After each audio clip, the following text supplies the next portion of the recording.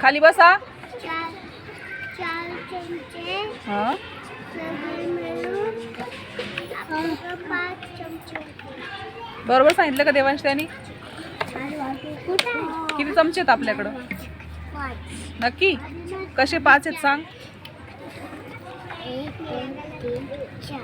नाही नाही, 4 असं सांग. पिवळ्या झाकणात किती आणि ह्या पांढऱ्या झाकणात किती आहे? हम्म.